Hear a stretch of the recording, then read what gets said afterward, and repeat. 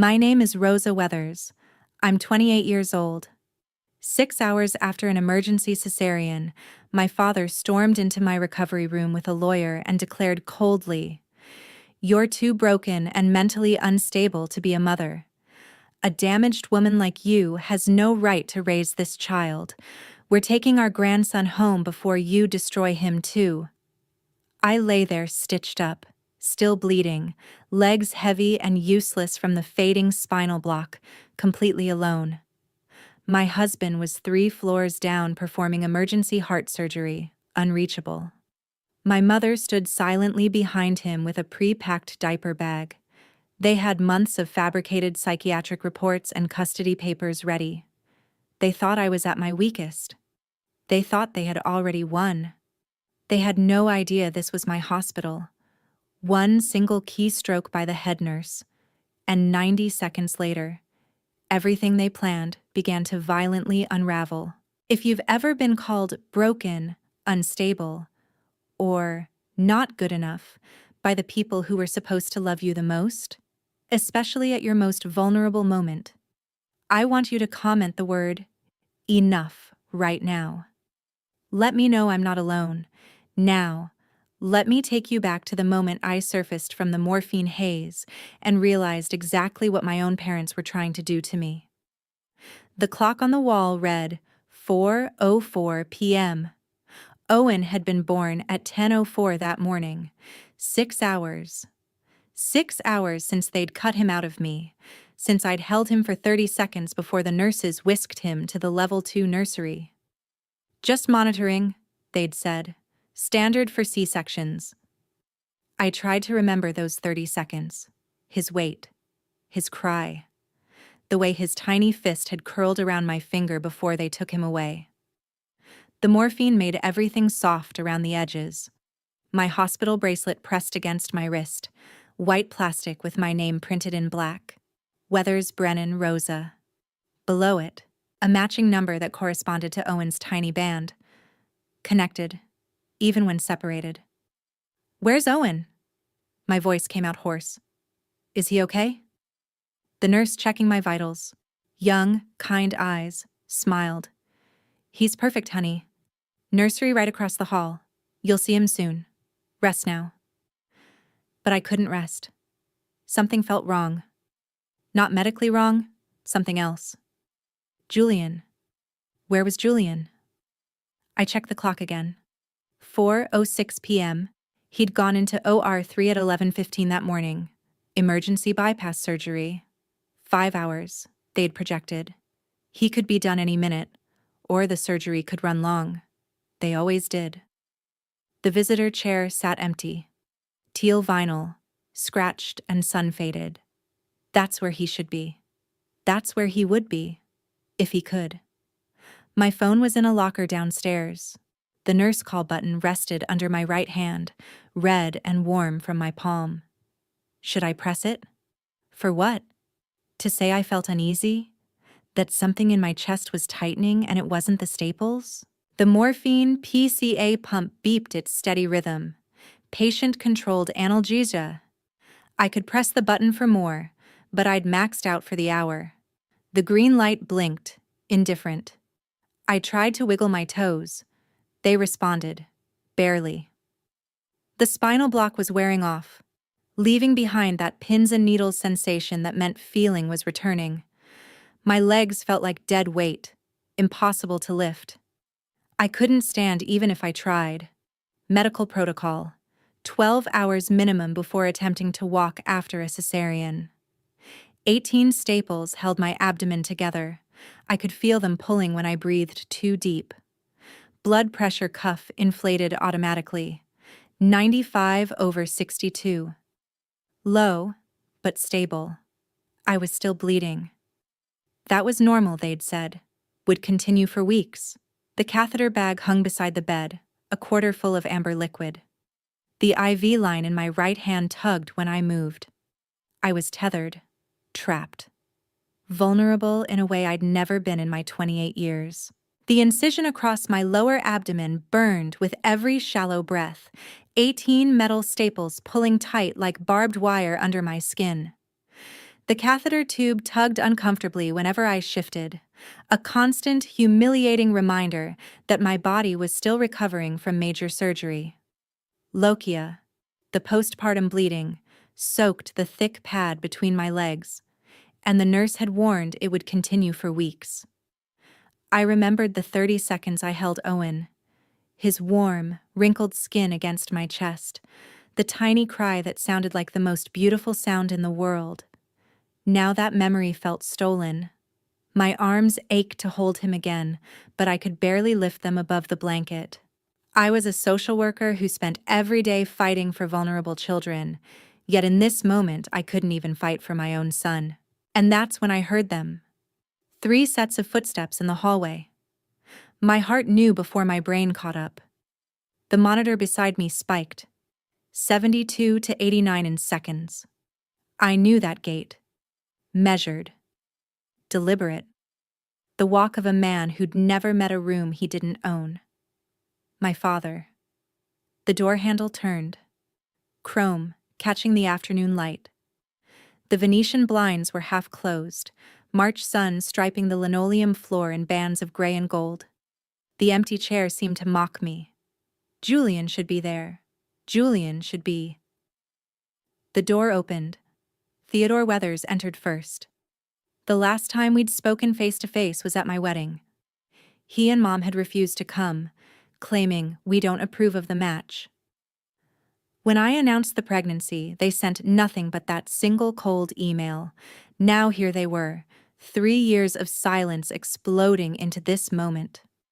Mom hovered behind him, eyes fixed on the floor, knuckles white around the Burberry diaper bag she must have bought months ago. The lawyer looked expensive and uncomfortable, like he already sensed something was off.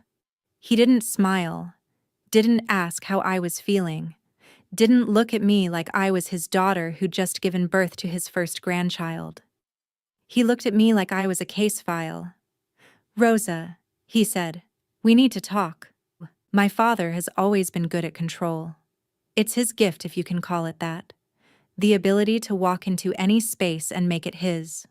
Courtroom, boardroom, hospital room. He pulled the visitor chair close. Too close. Inside what therapists call personal space, what I call the zone where you can't breathe properly. He sat, folded his hands, the same gesture I'd seen 1,000 times growing up. The gesture that meant, I've already decided. This conversation is a formality. Behind him, my mother hovered near the door. White leather purse clutched in both hands, knuckles bone pale. She wouldn't look at me. The third person, a man in his 50s, gray suit, leather briefcase with brass clasps, positioned himself by the window. "This is Richard Pemberton," my father said. "He's a family law specialist. We've retained him regarding a sensitive matter concerning your child." Pemberton nodded, didn't smile, set his briefcase on the windowsill and opened it. The sound of brass clasps clicking open felt very loud in the small room. My mother still wouldn't look at me, just stood there, purse in her death grip, staring at the floor tiles. "Mr. Weathers," I said. My voice came out steadier than I felt. "What is this?" My father's expression didn't change. He reached for the manila folder Pemberton was extracting from the briefcase. "Rosa, sweetheart," my mother whispered. First words, voice trembling. "Please just listen. This is for the best. For everyone." The folder landed on my bedside table with a soft thump. Heavy, expensive paper. It pushed aside my water cup, which teetered but didn't fall. My father slid it closer to me. "Rosa," he said, "we're filing for emergency custody of your son, today." The words didn't land right. They bounced off my morphine-dulled brain like stones off water. Custody. Emergency. Today. I started. "The paperwork has been filed with King County Superior Court as of 1:35 this afternoon." His voice was clinical, rehearsed. Every word had weight behind it. "We are the petitioners. You are the respondent. Given the circumstances of your current condition and your documented history, we believe immediate intervention is necessary to protect the minor child." I stared at him, at the folder, at my mother, who still wouldn't meet my eyes. "What history?" I managed. Pemberton cleared his throat. "Ms. Weathers Brennan, if you'd like to review the petition—" "Her name," my father interrupted, "is Rosa Weathers. That's how the petition is filed. Not Weathers Brennan. Just Weathers. Like Julian didn't exist. Like the past 3 years of my life had been erased with a pen stroke." My hands shook as I picked up the folder. The brass fasteners were sharp against my fingers. The cover page stared up at me in official typeface. "Petition for emergency custody. King County Superior Court case number. Assigned petitioners: Theodore Weathers, Catherine Weathers. Respondent: Rosa Weathers Brennan, 52 pages. My name was misspelled on page 3. Weathers Brennan, sloppy." I flipped to page 4. November 12th. I had been at work that day supervising a foster placement hearing until 4 p.m. I had the time card, emails, and witness statements to prove it. Yet here was an 8-page report claiming I had sat in an office I had never visited, crying about being unready for motherhood and showing flat affect and poor insight. The diagnosis codes, major depressive disorder and generalized anxiety disorder, were written as if they were facts. Medication recommendations I had never taken, session notes describing conversations that had never happened. As a social worker who reviewed psych evals every single week, I knew exactly how convincing this document looked on paper. Someone had spent months building a case that could destroy my life with a single keystroke. Section 3, Documentation of Respondent's Mental Instability. Subsection A, Psychiatric Evaluation conducted by Dr. Helen Morrison, Ph.D., Licensed Clinical Psychologist, November 12, 2025. I stopped breathing. November 12th. I'd been at work that day. I'd supervised a foster placement hearing at 2 p.m. I had the time card to prove it. I'd never seen anyone named Dr. Helen Morrison in my life. The evaluation was 8 pages long. Professional letterhead: Belltown Psychiatric Associates, 2127 First Avenue, Suite 304, Seattle, Washington 98121. I read the first paragraph. Patient Rosa Weathers Brennan presented for initial evaluation on November 12, 2025, reporting significant anxiety regarding her pregnancy and expressing ambivalence about her readiness for parenthood. Patient appeared disheveled, affect was flat, and she demonstrated poor insight into her emotional state. I had never been to Belltown for therapy, had never set foot in an office at that address. The diagnosis codes jumped out at me: F3 2.1, Major Depressive Disorder, Moderate; F4 1.1, Generalized Anxiety Disorder. Medication recommendations: sertraline 100 milligrams daily, lorazepam 0.5 milligrams as needed for acute anxiety episodes. I'd never taken either medication. The session notes were detailed, specific. They described conversations I'd never had. Patient stated, "I'm not ready for this. I don't know if I can do this." When asked about support systems, patient became defensive and withdrawn. My hands were shaking so badly the pages rustled. "This is fake," I said. My voice sounded very far away. "I've never seen this person. I've never been to this address." My father's expression didn't change. "The clinical records are quite clear, Rosa. Dr. Morrison documented your sessions over a 12-week period. Your denial is consistent with the symptom profile she identified." Gaslighting. The word rose up from my social work training. Make the victim question their own reality. Make them doubt what they know to be true. I flipped forward. November 26th, December 10th. 3 sessions documented in detail. I'd been at work all 3 days. I could prove it. The affidavit doesn't specify the location of the sessions, Pemberton added, reading from his notes. But Dr. Morrison's credentials are— I don't care about her credentials, I said. I was never there. I kept reading. My stomach turned over. Section 4. Corroborating witness testimony. 6 affidavits. 6 names I didn't recognize. Jennifer Paulson. I witnessed Rosa crying in a coffee shop in December 2025, saying she wasn't ready to be a mother and didn't know if she could go through with it. Mark DeLuca. Rosa told me she'd made a mistake and was having serious doubts about her pregnancy. Susan Crawford, Brian Westfield, Dorothy Hannigan, Kevin Shields, all claiming similar observations. Dates scattered across October through December. Coffee shops, grocery stores, public parks. All vague, all unverifiable, all notarized, all apparently legitimate. I don't know these people, I said. Any of them. Who is Jennifer Paulson? Ms. Paulson is listed as a concerned community member who encountered you at a cafe on December 18th, Pemberton said. Uncomfortable now, glancing at my father. What cafe? Where? The affidavit doesn't specify. Of course it didn't. I flipped to page 15. My breath caught. Catherine Weathers. Supporting statement. 2 pages. My mother's signature at the bottom. Dated March 1st, 2026. 15 days ago. Notarized at Gold Seal Notary Services, the same building as my father's law office. I looked up at her. She was crying now. Silent tears tracking down her face. Mom, I said. You signed this? She didn't answer, just stood there crying, holding that white purse like it was the only thing keeping her upright. I read her statement. I have witnessed my daughter's declining mental health over the past year. She has become increasingly withdrawn, refuses family support, and expresses inappropriate anger toward her father and myself.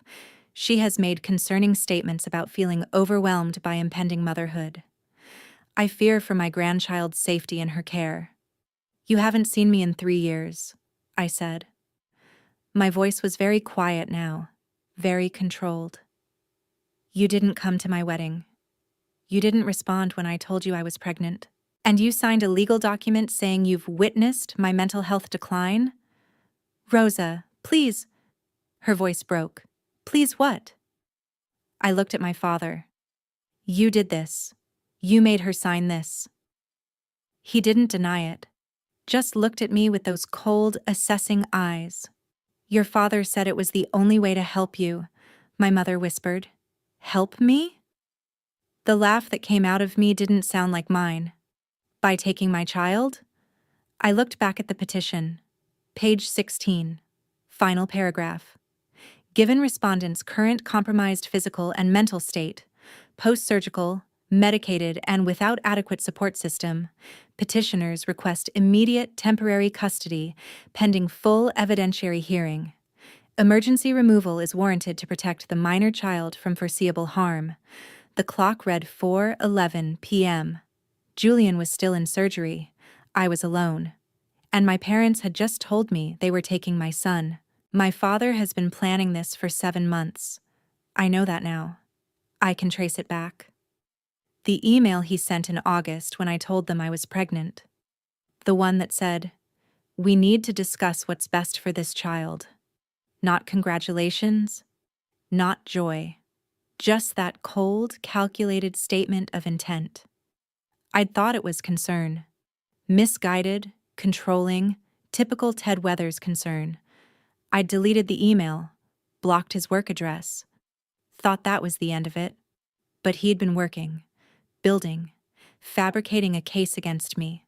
4 months, November through February.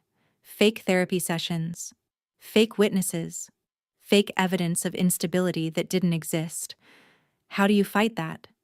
How do you prove a negative? I tried to sit up straighter. The staples pulled. Pain lanced through my abdomen.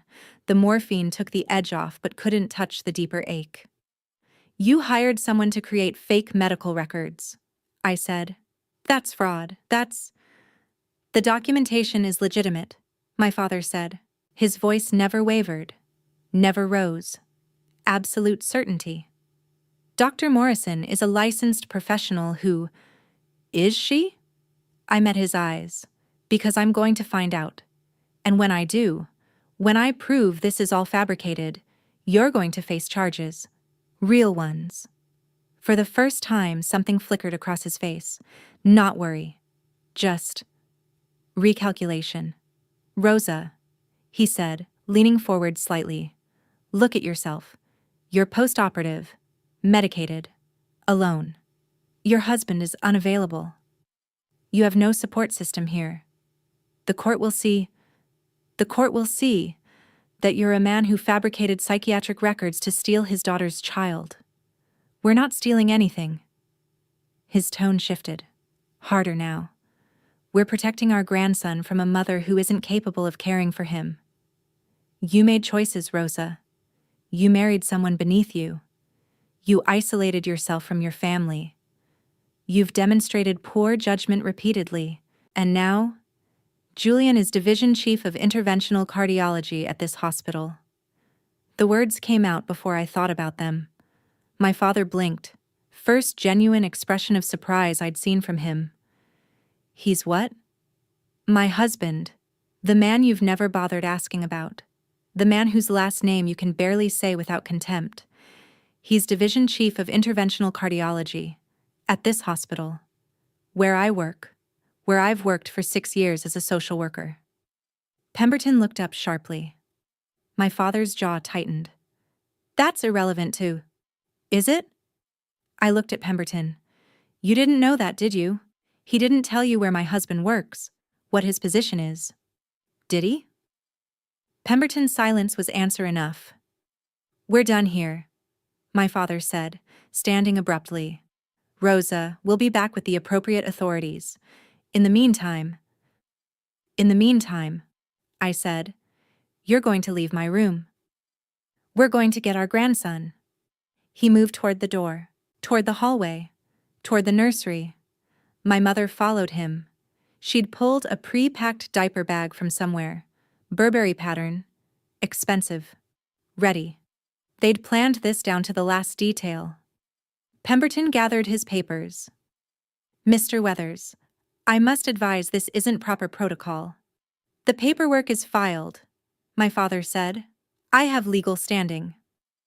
He was at the door now. I tried to stand. Couldn't. My legs wouldn't hold me.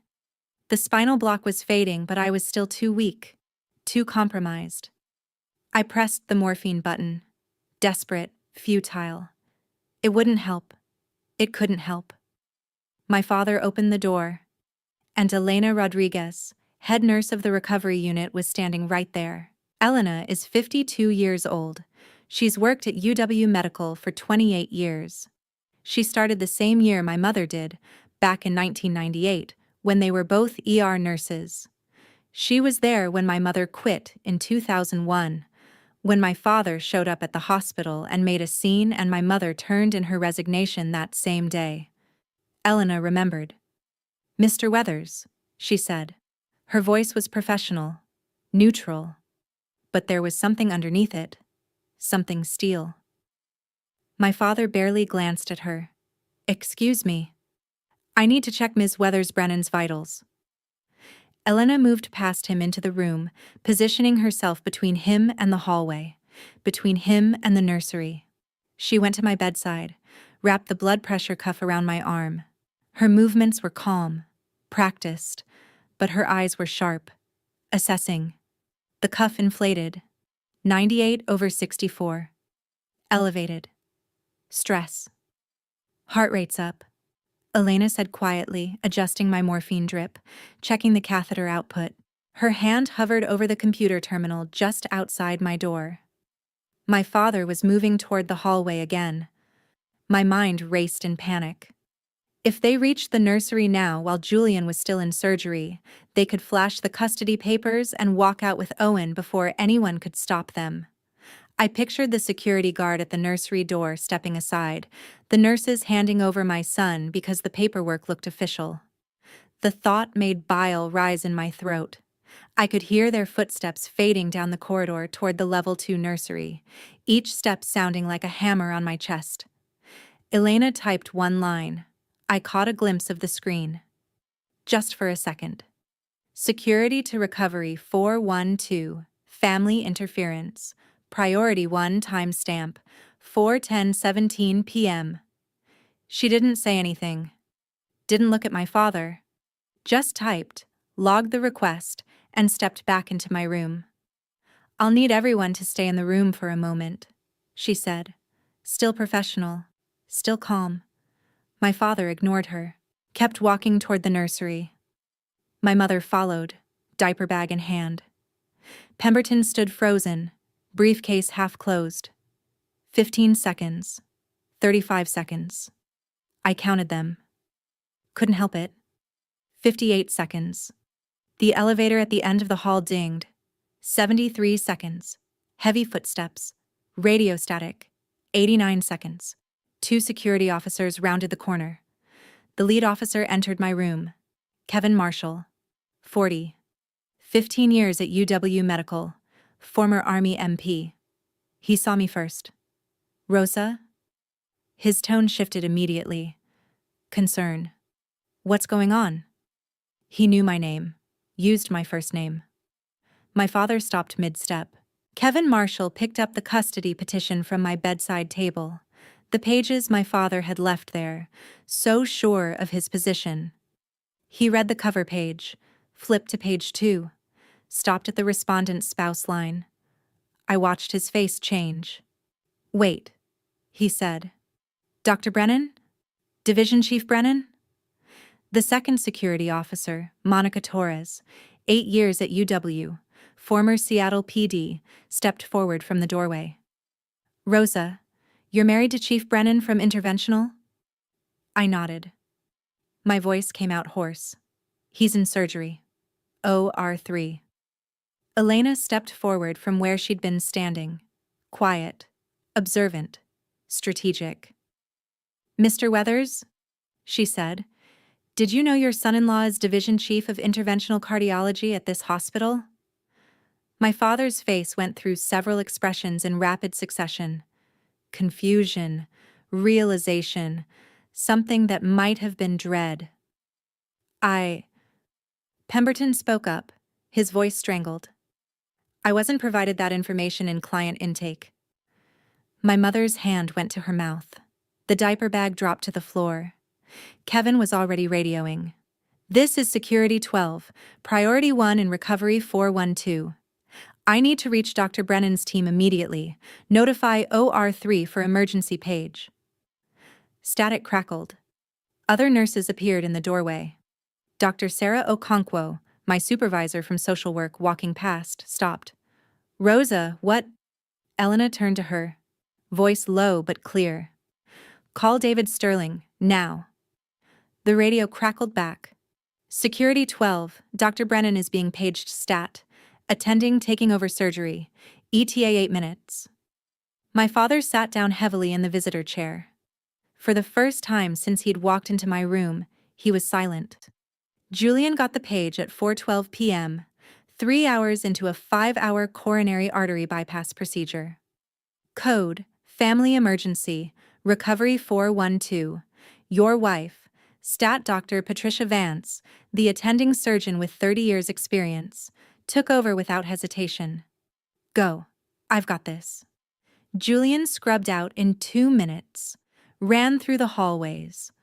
OR wing to recovery wing. 4 minutes.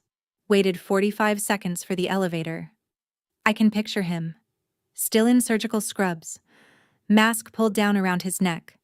Hands pink from the antiseptic scrub. 4th floor to room 412. 1 minute. 7 minutes and 52 seconds from page to arrival. The door opened at 4:19:52 p.m. He was still in navy surgical scrubs, scrub cap still on, shoe covers, stethoscope around his neck, reading glasses tucked in his scrub pocket. 6'1", lean, salt and pepper hair at the temples. 33 years old, but the job aged him. His eyes scanned the room. Me, security officers, elderly couple, man in a suit. He came to me first, ignored everyone else. His hand touched my face. Gentle, checking for fever. Dr. Reflex. His other hand found my pulse at my wrist. Hey. His voice was soft. Just for me. Are you okay? What happened? The tears came then. Finally. After hours of holding everything inside, I broke. They're trying to take Owen. His jaw tightened. That small muscle that works when he's controlling fury. I'd been counting the seconds. Watching the clock. Praying. Julian entered. He was still in Navy surgical scrubs. Scrub cap still on. Shoe covers. Stethoscope around his neck. Reading glasses tucked in his scrub pocket. 6'1". Lean. Salt and pepper hair at the temples. 33 years old, but the job aged him. His eyes scanned the room. Me. Security officers. Elderly couple. Man in a suit. He came to me first. Ignored everyone else. His hand touched my face. Gentle. Checking for fever. Dr. Reflex. His other hand found my pulse at my wrist. Hey. His voice was soft. Just for me. Are you okay? What happened? The tears came then. Finally. They're trying to take Owen. His jaw tightened. That small muscle that works when he's controlling fury. He turned to face the room. Kevin handed him the custody petition. Julian read. 45 seconds of complete silence. His face stayed neutral. Controlled. But I knew him. I could see it. The small muscle in his jaw working. The way his breathing changed. The subtle tension in his shoulders. He finished reading. Looked up at my father. Mr. Weathers.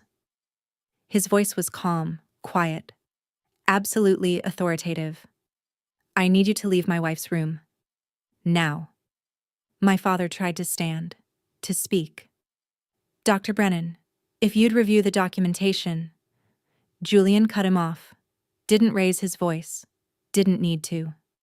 Kevin, please escort Mr. and Mrs. Weathers and their attorney from the building. I'll be filing a restraining order within the hour. They are not to return to this floor. He turned back to me. Dismissed my father completely. Put his hand on my face again. I'm here now. It's okay. My father tried to argue. Pemberton tried to intercede. Julian didn't even look at them. Kevin, he said again. And that was all it took. The escort began at 4:22 p.m. On the 4th floor, 12 staff members watched. Nurses, residents, case managers, people I'd worked with for 6 years. Whispers spread like wildfire. That's Rosa's parents. They tried to take the baby. Some faces showed shock, others quiet anger. Many had known my mother from her ER days. I lay in bed listening to the fading footsteps and radio chatter echoing down the hall. A strange mix of humiliation and relief washed over me.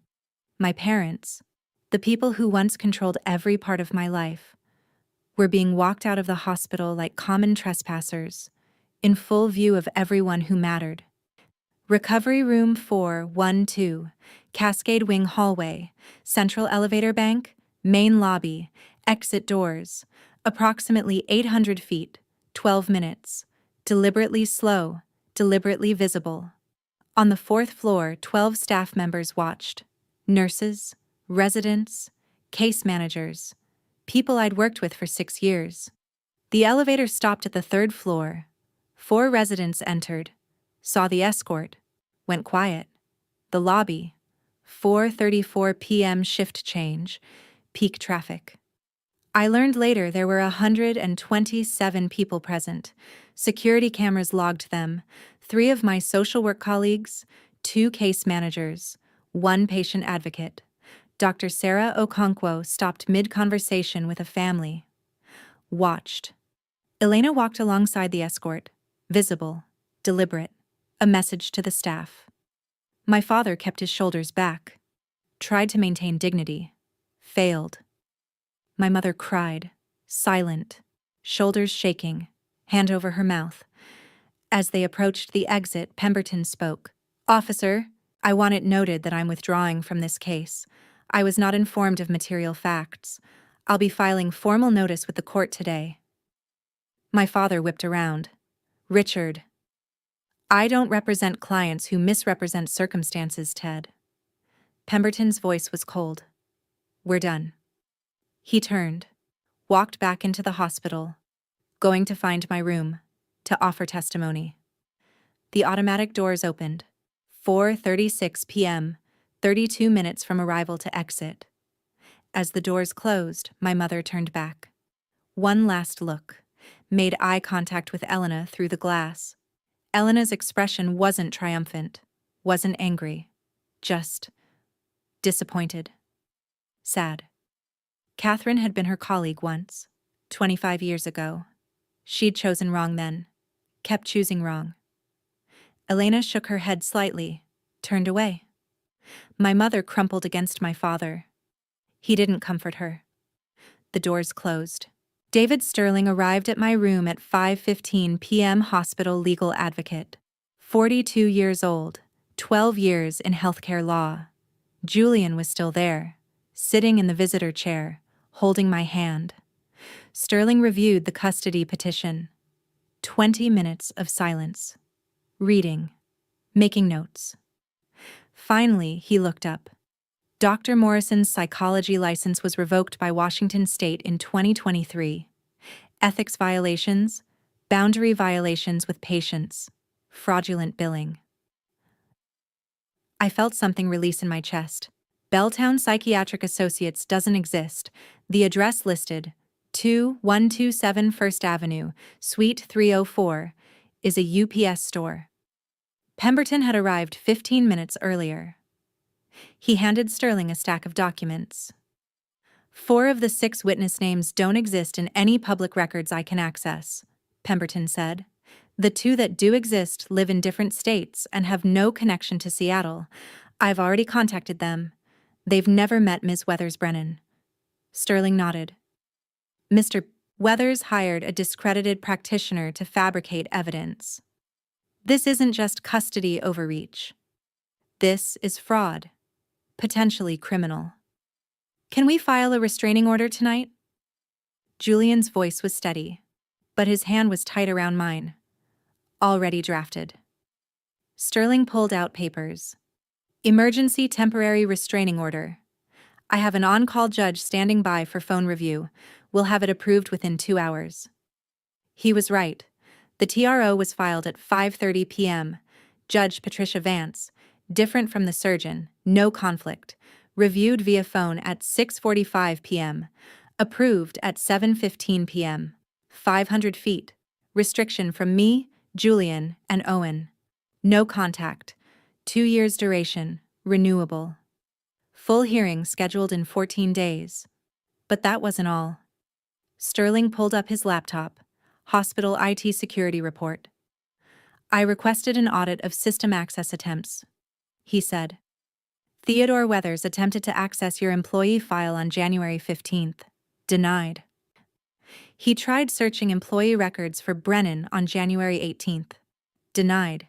He attempted to access your medical records on January 22nd, February 3rd, February 14th, and February 28th.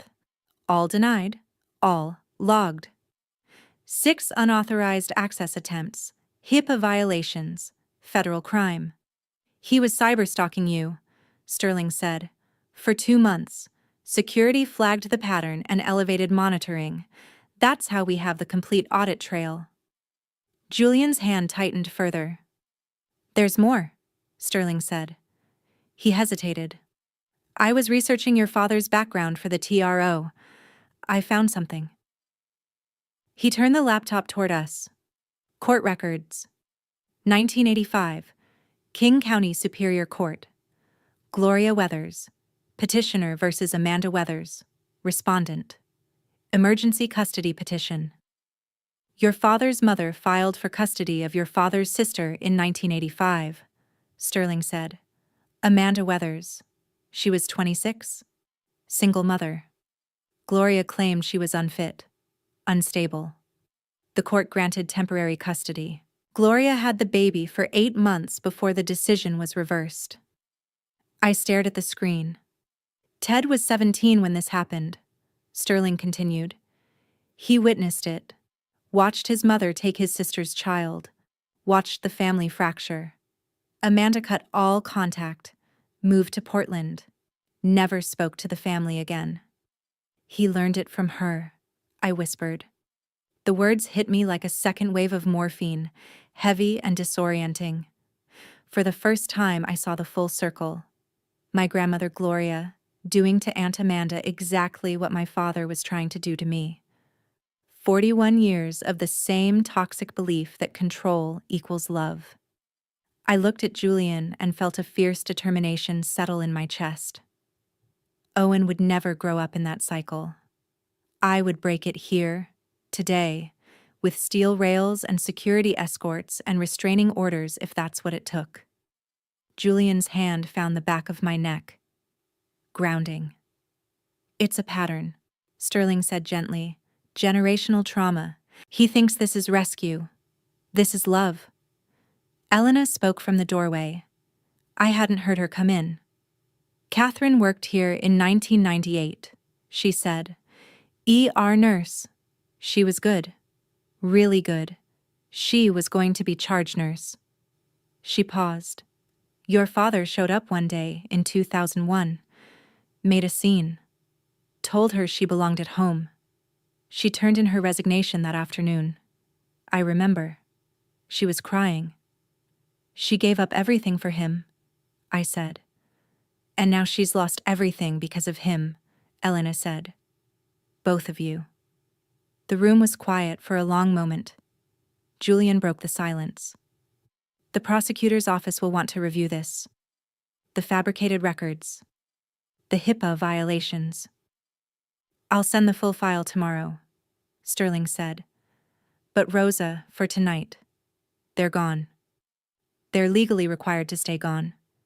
And they will face consequences. I looked at Owen's empty isolette across the hall. Can I see my son now? I asked. Elena smiled. I'll bring him in. 3 days later, I was home. Owen in my arms. Julian driving us carefully through Seattle rain. My phone buzzed at 2:47 a.m. that first night home. Catherine. I'm sorry. I should have stopped him years ago. I stared at the message for a long time. Owen asleep in the bassinet beside my bed. Julian's breathing steady next to me. I didn't respond. 2 weeks later, Sterling called. Catherine Weathers filed for legal separation from Theodore Weathers this morning. 6 weeks later, a letter arrived. Handwritten. 4 pages. Postmarked Tacoma.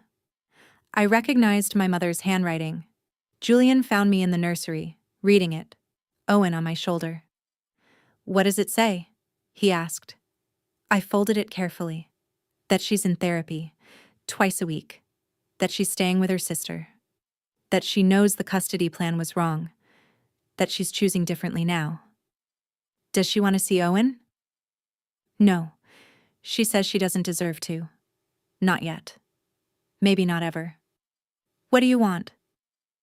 I looked at Owen, at my son, at the life we were building. I don't know, I said. Ask me in a few years. 8 weeks later, I returned to UW Medical. Not to work.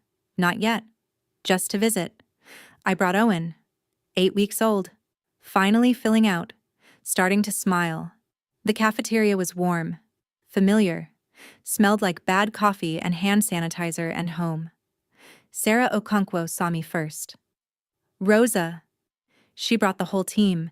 Case managers, social workers, patient advocates, people I'd worked alongside for 6 years. They passed Owen around gently, cooed, made the appropriate baby noises. Elena brought me coffee. Light cream. No sugar. She remembered. She sat down across from me. How are you holding up? She asked. I thought about it. Really thought about it. Some days are hard, I said. But I'm building something different. Something mine. Elena nodded, smiled. That's what breaking cycles looks like. I looked down at Owen, asleep now in Elena's arms. Safe, protected, wanted. I thought about my father, about the custody petition gathering dust in some legal file, about the restraining order still in effect. I thought about my mother, about her letter, about the possibility of forgiveness, years from now, with boundaries and therapy and time. I thought about Gloria Weathers in 1985, about Amanda, about the pattern that had run through my family for 41 years, the pattern that ended here, not because they were defeated, though they were, but because I chose who gets access to my life, to my son, to my story. I chose. And that choice, that power to define who I am, who my family is, what love actually means, that's everything. Julian texted. On my way down. 5 minutes. I smiled. Owen stirred, opened his eyes, looked at me. I looked back at my son. We were free. That first night home, as I rocked Owen in the quiet darkness of our nursery, the weight of everything finally settled. The fear that I might have lost him still lingered in my chest like a bruise, but so did a new kind of strength. I had fought for him when I could barely move. I had chosen myself and my family when everyone expected me to stay silent. PTSD would come in waves. Nightmares of footsteps in the hallway, the sound of a diaper bag dropping. But so would the joy of watching Julian feed our son at 3 a.m. while humming off-key. One day, maybe, I would let my mother back in, slowly, with heavy boundaries and proof of real change. But right now, I was choosing peace. I was choosing us. And no one, not even the people who brought me into this world, could ever take that choice away again. Not because the villain lost, but because I won something better than revenge. I won myself back, and I won the right to write the next chapter. On my terms.